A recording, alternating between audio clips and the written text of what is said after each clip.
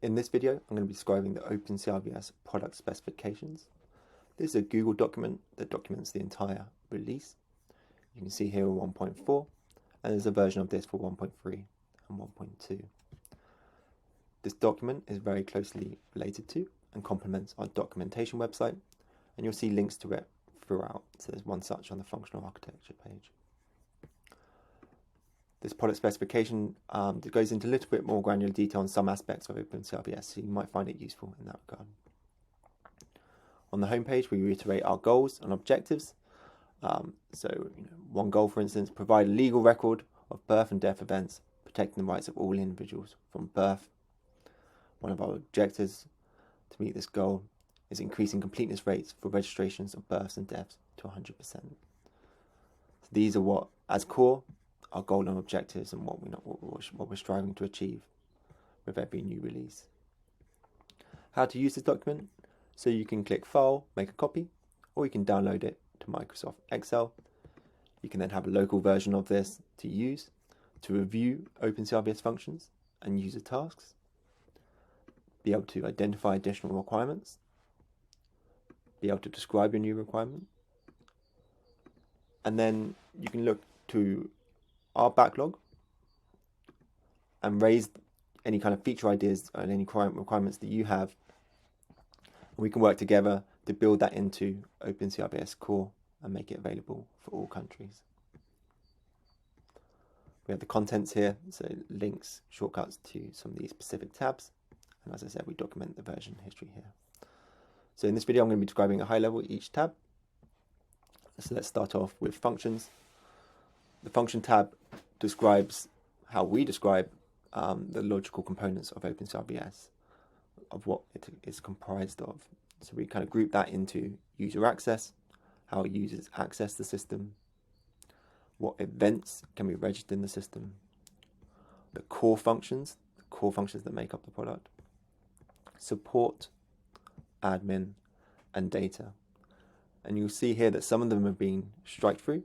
These are functions that we are aware of, but are currently missing in this release, but what we're building for in future releases. So, for instance, the customer portal is something we're aware of, allowing informants to self-declare an event.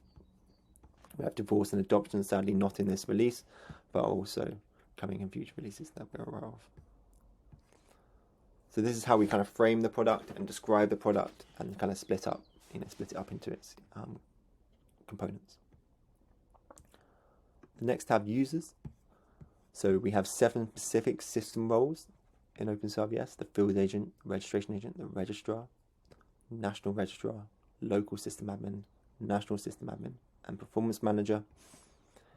This is how we notate them. So you'll see in other tabs, this is how it's referenced, just to make it easier.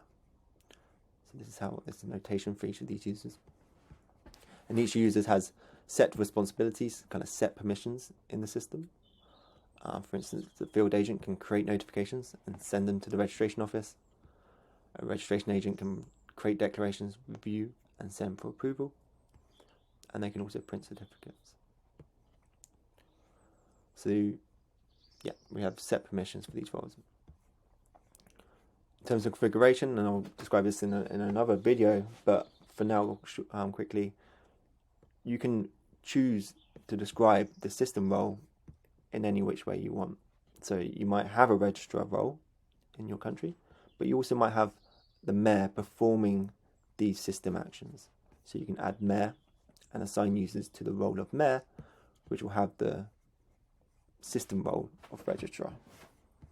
Similarly, for field agent, you might have a healthcare worker and a police officer, so you can assign those users to that role, which will have the field agent's responsibilities. Next tab is something that I'll also be going into more detail in another video. This flow diagram describes the statuses changes of a record from it being kind of started, in progress, through to being in review, through to it being validated, registered, certified, and issued to the informant. The paper certificate's been issued to the informant. It also documents some of the unhappy paths where it might end up in requires updates, and archived, where the declaration has been archived and is no longer in any of the work queues. So as I said, we'll go into this in more detail, what are the actions that can move it from one status to another. What I will go into more detail is actually when I describe the record audit, we'll touch on some of that status flow diagram here. So record audit is how we audit every single action that happens in OpenCRVS, and this table describes such actions. If I jump to the product quickly, we have what we call here the record audit page. We have summary details about this record. So Sadiq Hassan, it's a registered record. It's a deaf event. So this is the summary details, and then below that is the history audit table. This first one here is sent for approval, the date February 13th, by Felix Kotongo, who was a registration agent. So let's jump back to this record audit table. You can see here user type. So it was incomplete, it was started, registration agent, sent for approval. So this is that action. The dialog content, this column documents any additional details about that action, of what's possible. So for sent for approval, it's just the comments, any additional comments sent, mentioned by the registration agent. And then we have, just another example that might be updated, where we show the comments, but we also show the original and what was changed. So there's any documents that have been attached or removed. So there's a lot more detail in that dialog content for updated. Back to sent for approval. In this column, we show any status changes to the record. So we show that it's gone from essentially incomplete, started, to validated. So that's the jump to validated status.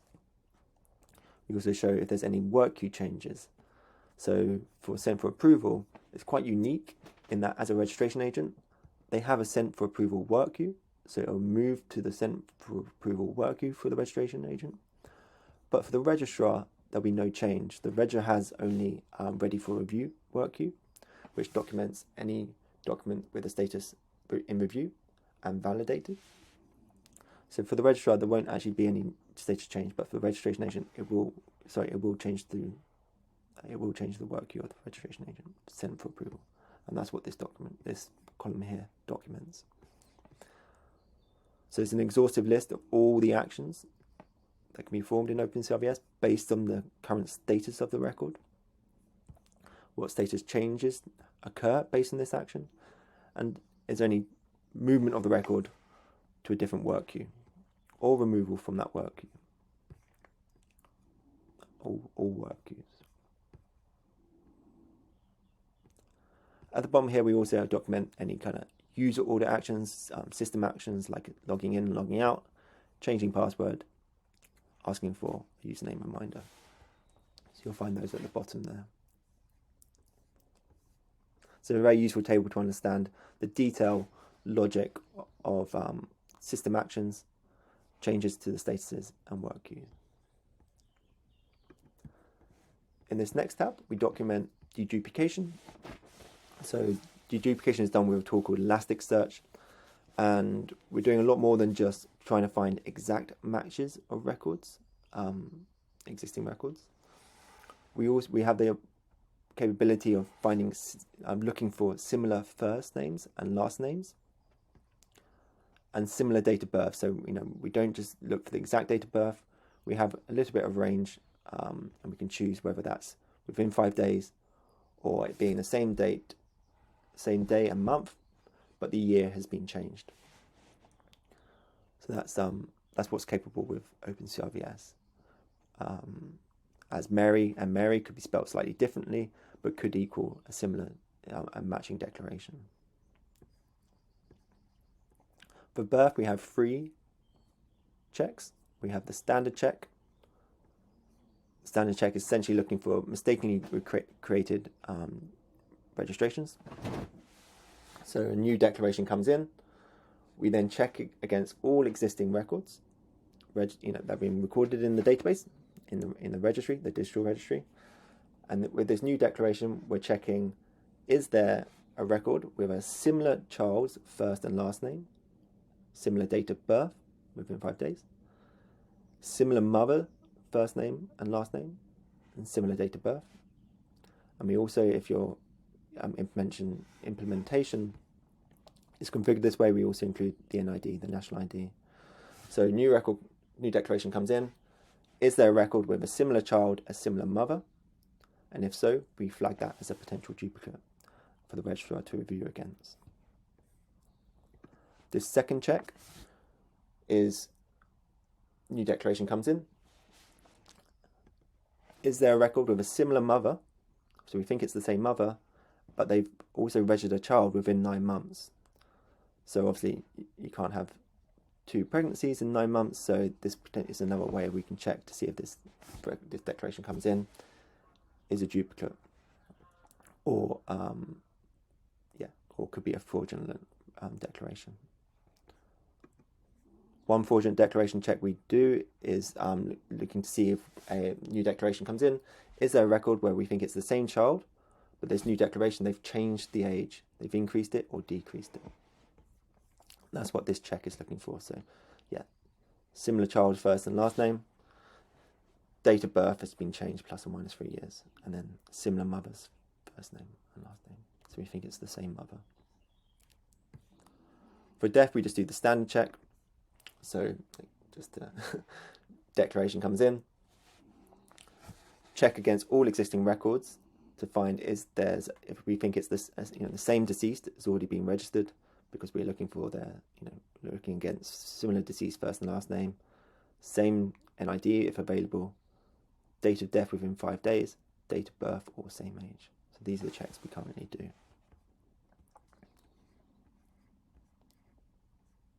That's deduplication.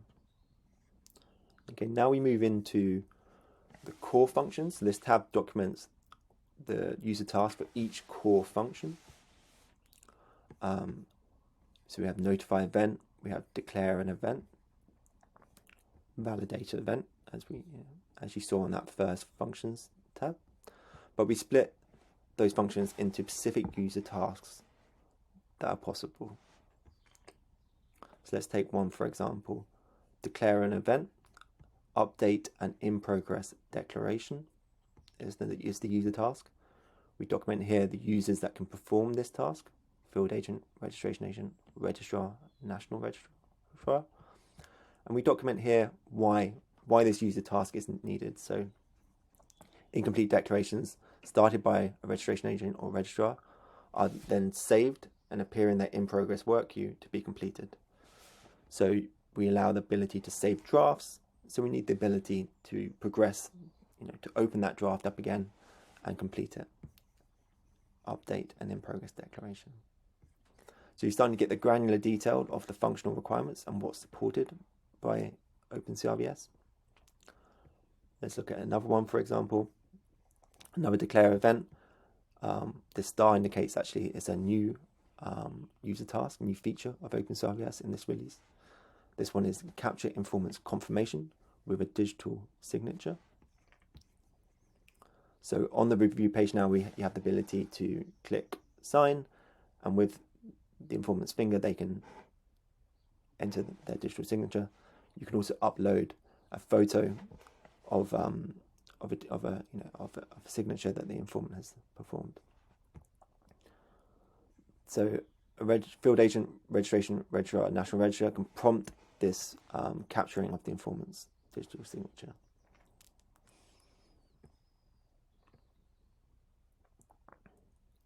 So this additional granular detail gives you the capability to really assess OpenCRVS, identify any new requirements that you don't think are currently supported. So please do review this.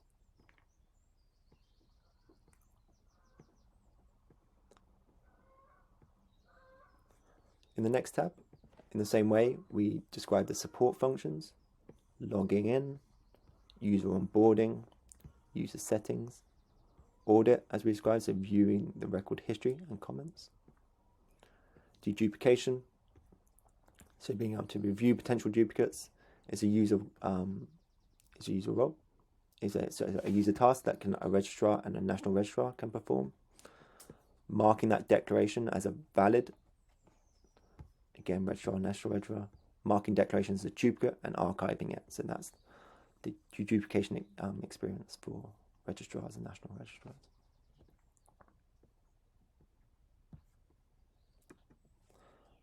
Admin, again, we have user management, so these are the user tasks that a local system admin and a national system admin can perform.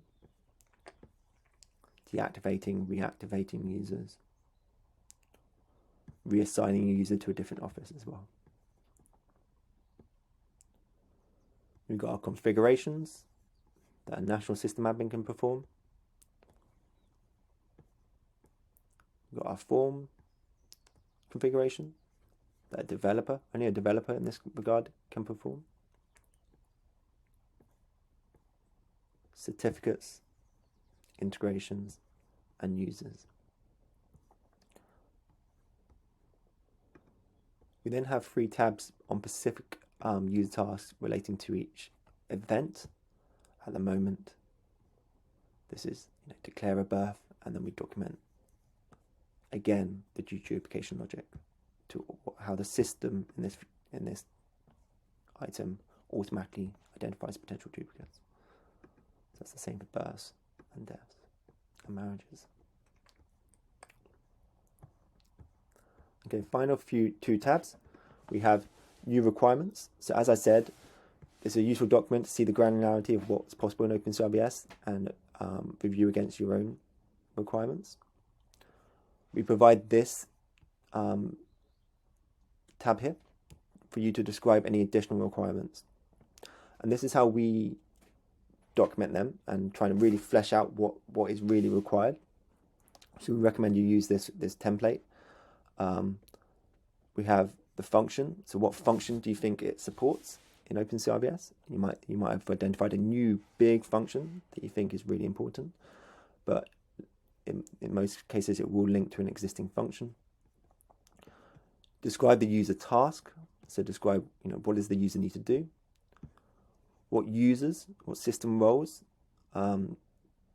is the user who can perform this task. Why do you think this requirement is important? What problem is it actually solving? And then we have these additional columns here for additional details. So the precondition is what needs to have happened before for this new task to become available. So and then the triggers. So what would trigger this user task to occur?